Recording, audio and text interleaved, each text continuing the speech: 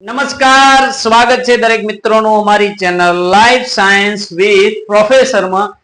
Anatomy of flowering plants એટલે કે સપુષ્પી વનસ્પતિની અંતઃરચનાની અંદર આપણે પહેલી થિયરી જોઈશું જેનું નામ છે પ્રાથમિક વર્ધનશીલ પેશીઓ એટલે કે પ્રાઇમરી મેરિસ્ટેમેટિક ટિશ્યુ. મેરિસ્ટેમેટિક નો મતલબ થાય છે ડિવાઈડ થવું. શું થવું થાય છે? ડિવાઈડ થવું. ડિવાઈડ પણ શું ડિવાઈડ થવું? તો કે કોષ ડિવાઈડ થવું.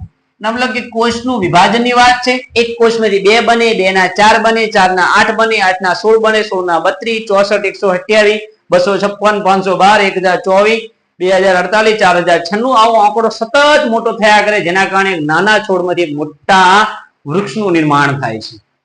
અને આ પ્રાથમિક વર્ધનશીલ પેશીઓની વાત કરવામાં આવે તો આમાં 2 પ્રકારની પેશી આવે છે. એકનું નામ છે અગ્રીય વર્ધનશીલ પેશી. શું નામ છે? અગ્રીય વર્ધનશીલ પેશી, જેને એપિકલ મેરિસ્ટેમિક ટિશ્યુ તરીકે ઓળખવામાં આવે છે. અને બીજી છે એનું નામ છે આંતરવિષ વર્ધનશીલ પેશી. આંતરવિષ, જેને ઇન્ટરકેલરી મેરિસ્ટેમેટિક ટિશ્યુ તરીકે ઓળખવામાં આવે છે. હવે પ્રાથમિક વર્ધનશીલ પેશી એટલે શું? કે વનસ્પતિના શરૂઆતી વિકાસ દરમિયાન જે પેશી કોષ વિભાજન કરી અને વનસ્પતિનું કદ વધારે છે એને પ્રાથમિક વર્ધનશીલ પેશી તરીકે ઓળખવામાં આવે છે. આમાં પહેલી વાત કરીએ આપણે અગ્રીય વર્ધનશીલ પેશી. તો કે જોવા ક્યાં મળે? તો અગ્રીય વર્ધનશીલ પેશી છે 2 જગ્યાએ જોવા મળે છે. એક વનસ્પતિના જે હોય તેના એક મૂળના ભાગે અને એક હોય છે એની ટોચ ઉપર જોવા મળે છે. ટોચ ઉપર ક્યાં જોવા મળે? તો કે અગ્રકલિકા હોય છે ત્યાં જોવા મળે. ક્યાં જોવા મળે? અગ્રકલિકાના ભાગે જોવા મળે છે. અને કદાચ કોઈ શાખામાંથી કક્ષનું નિર્માણ થાય અને કક્ષ કલિકા વિકસે તો એ કક્ષ કલિકાની અંદર આ જોવા મળે છે. બીજી વાત કરવામાં આવે એ જ રીતે મૂળના મૂળ ટોપમાં જોવા મળે છે. તો પહેલું જે અગ્રીય વર્ધનશીલ પેશીનો જે આ પ્રથમ આકૃતિ દોરેલ છે એ કોની છે? મૂળની દોરેલ છે. કે આ મૂળમાં કઈ રીતે હોય છે?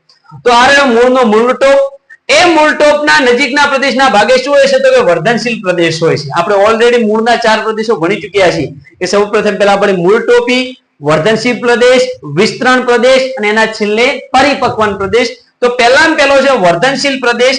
આ વર્ધનશીલ પ્રદેશ છે શું કરે છે? મૂળ ટોપની નિર્માણ કરાવે છે. એ સિવાય કેન્દ્રસ્થ નળાકાર અને બાહ્યકનું પણ નિર્માણ કરાવે છે. રાઈટ? ધીરે ધીરે એમાંથી અધિસ્તરનું નિર્માણ થાય, બાહ્યકનું નિર્માણ થાય અને છેવટે સંપૂર્ણ મૂળની રચનાનું નિર્માણ થાય છે. તો આ રહી તમારી મૂળની આકૃતિ. અગ્રીય વર્ધનશીલ પેશી જે કે સતત કોષ વિભાજન કર્યા કરે. વર્ધનનો મતલબ થાય ગુણન અને ગુણનનો મતલબ થાય જથ્થામાં વધવું. જથ્થામાં શું વધે છે? તો કોષો વધે છે. એટલે ઓટોમેટિક એના કદમાં શું થાય છે? લંબાઈમાં અને કદની અંદર શું થાય છે? વધારો થાય છે. એ રીતે પ્રહરોની વાત કરવામાં આવે તો કે પ્રહરોની અંદર આ પ્રાંકુરનો વિકાસ થાય છે જ્યાં અગ્રીય વર્ધનશીલ પેશી આવેલી હોય છે. એ સિવાય કક્ષ કલિકાના ભાગે આવેલી હોય છે. અને સતત આ રીતે પ્રહરોમાં પણ શું કરવામાં આવે છે? કે સતત કોષ વિભાજન થયા કરે જેના કારણે જથ્થામાં વધારો થયા કરે છે. તો આ છે અગ્રીય વર્ધનશીલ પેશીનું કાર્ય કે જે વનસ્પતિના પ્રાથમિક વિકાસ દરમિયાન જોવા મળે.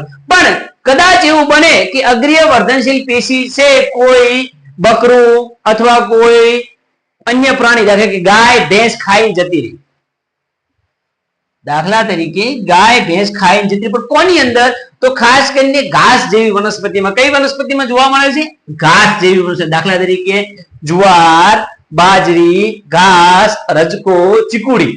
હવે આમની અંદર શું થાય છે કે તમે નોર્મલી વિચારો કે રજકો તમે વાયો એકદમ તમે આખો નીચેથી કાપીને આવતા રહો છો, અગ્રીય વર્ધનશીલ પેશી આખી લાવી દો છો, છતાં પણ ફરીથી રજકો પાંગરે છે. કેમ?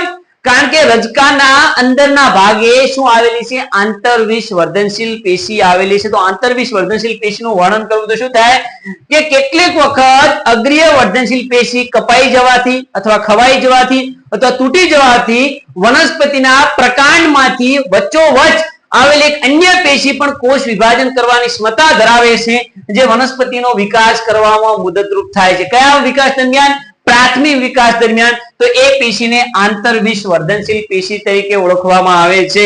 નોર્મલ રીતે સમજો કે આ રહ્યો રજકો, એને કોઈ બકરી ખાઈને જતી રહી છતાં પણ આ રજકો પાંગર છે. કેમ? કારણ કે અહીં શું આવેલો છે? અગ્રીય વર્ધનશીલ પ્રદેશ આવેલો છે.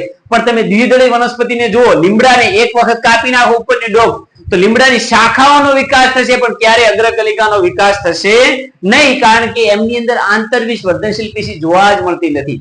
આંતરબીજ વર્ધનશીલ પેશી કોની અંદર જોવા મળે? માત્ર ને માત્ર ઘાસ જેવી વનસ્પતિઓમાં જોવા મળે છે. તો આઈ હોપ કે તમને વનસ્પતિની પ્રાથમિક વર્ધનશીલ પેશી એટલે કે પ્રાઇમરી મેરિસ્ટેમેટિક ટિશ્યુ ની અંદર કોઈ ડાઉટ નહીં હોય. આના પછીની આપણે જે થિયરી સ્ટાર્ટ કરી છે એ સ્થાયી પેશીને રિલેટેડ આવશે. સ્થાયી પેશીમાં સરળમાં મૃદુતક, સ્થૂલકોણક દઢોતક, જટિલમાં જલવાહક ને અંડવાહક અને સૌથી છેલ્લે પાર્શ્વીય વર્ધનશીલ પેશી અને પાર્શ્વીય વૃદ્ધિનો અભ્યાસ કરીશું. તો મળીએ એક નવા અંદાજ સાથે. જય હિન્દ, જય ભારત.